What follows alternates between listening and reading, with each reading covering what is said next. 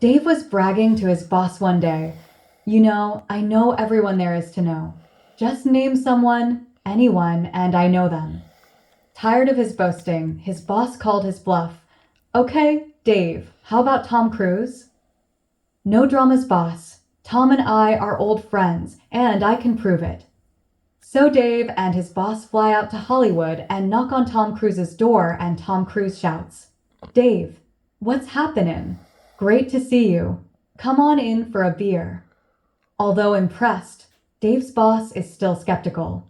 After they leave Cruise's house, he tells Dave that he thinks him knowing Cruise was just lucky. No, no, just name anyone else, Dave says. President Bush, his boss quickly retorts. Yep, Dave says, old buddies, let's fly out to Washington. And off they go.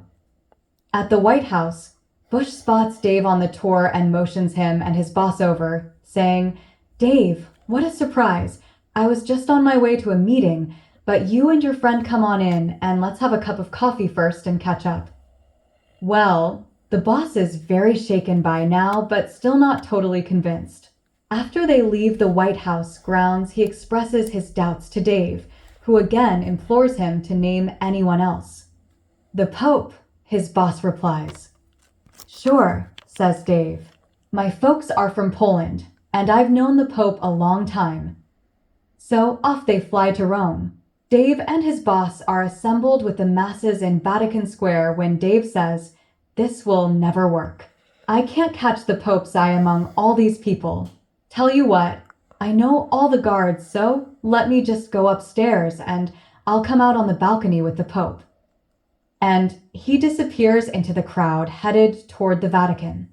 Sure enough, half an hour later Dave emerges with the Pope on the balcony, but by the time Dave returns, he finds that his boss has had a heart attack and is surrounded by paramedics. Working his way to his boss' side, Dave asks him, What happened?